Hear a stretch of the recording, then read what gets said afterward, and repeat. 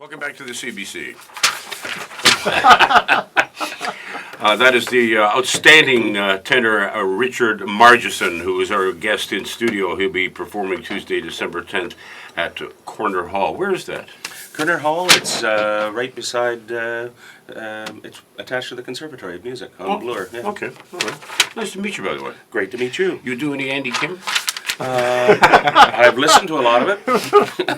There are some notes there I think you could hit, Bill Ted. and I were talking about this. I mean, you've had a terrific career, continue to having a terrific career. About young kids when they suddenly discovered, okay, I think music is what I want to do. And, so many kids when they grow up, they want to be in rock bands. Right. What age were you when you thought to yourself, this operatic world, this could be my bag? About 65. No. I actually started in a rock band, so Did you? I wanted to be the next Gordon Lightfoot.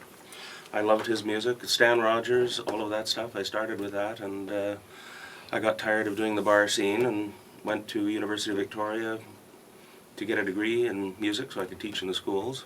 Met my teacher who said, you ought to be singing opera, and the rest is history. So I guess I was about 24. How did you react when he said that to you?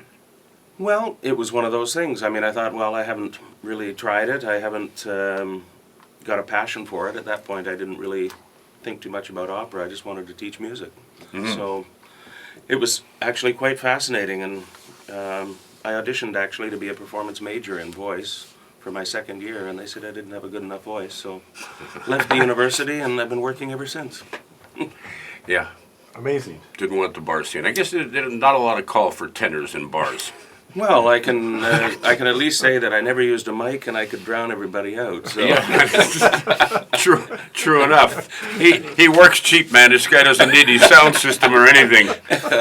Exactly. Some of these great opera houses, the world's leading opera houses, the Metropolitan, La Scala, the Royal Opera House. I mean, you got to be, the first time you walk in there, you got to be just like blown away. It's got to be almost surreal. Well, I think the first time I worked at the Met was probably the most surreal moment of my life in terms of an operatic career. Sort of walking the boards there and realizing all of the people that had been there before you, and you're looking out at 4,300 seats and thinking, I've got to fill this place and I've got to sell everybody in this place that I'm good enough to be here. So it's daunting, but... And how was your first time? It was great. Loved it. And what did the audience think? They loved it too. Okay, good. Now, did you have a bit of fear factor there? I did, actually, and it was appropriate because the opera that we were doing was Mad of Butterfly, and I had a lot of butterflies in my stomach. Not to mention the fact that the man conducting was none other than Mr. Domingo, one of the world's greatest tenors, and so... Placido? Yeah. I was actually a little more nervous about that. He was conducting? He was conducting. I didn't know you did that. Yep. He's a man of many talents, for sure. Were you terrified? I actually, I was nervous, but it was nervous anticipation, I think, and you sort of draw that energy in and use it to put it towards your performance, and it helps. But once you're 15, 20 minutes into it and you see things are going well, is it suddenly a totally different experience? Now you're thinking, wow, I'm really enjoying this now. Oh, for the most part, yeah, but you're still walking a tightrope. Sure. You never know from one page to the next whether if you lose your attention, the words can go out the window, or, singing in all these wonderful foreign languages. That's scary stuff. But the good thing is that half the audience wouldn't know. Well, I don't know. There's always one guy that knows. No, you're right. I fell prey to that in Winnipeg, doing a concert in Winnipeg, and I was using the music because they hadn't sent us the selections in time, and I didn't have time to memorize it, so I figured, well, no problem, and I used the music. My music stand light went out. I couldn't read a thing.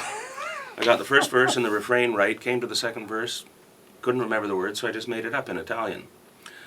Probably the only Italian in Winnipeg who spoke fluently came back to me after, and he said, "He's a very, very beautiful voice. I very much enjoy your performance of the aria from Louisa Miller." He said, "My only question," he said, "in the second verse," he said, "why did you sing over and over again, 'Now I'm going to eat myself'?"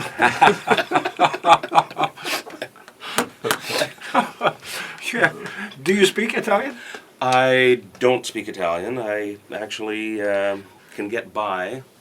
sort of a, tourist Italian, but I wish I did. Yeah. But, the coaches that we have at all these opera houses are marvelous, and you take what it is you're doing, you learn the words and the meaning of everything, and they give you all the proper pronunciation. Mm-hmm. So it's one of those things, I wish that we were like some of my colleagues in Europe who have different countries on every on every border, and they speak 4 and 5 languages. Yeah, true enough. And you find yourself on call, don't you?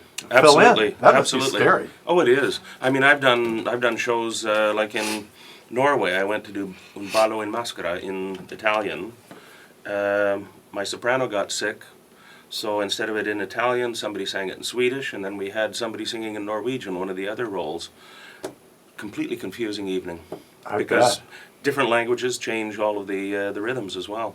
So it was an interesting show. Well, how much prep time then will you have when you're on call like that?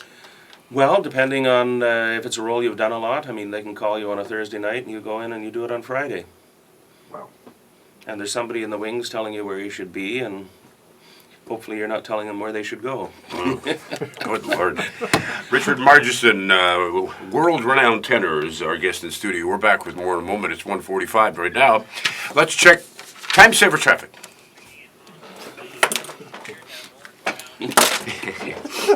Great stuff, You keep Richard. singing, you're eating yourself. That's funny.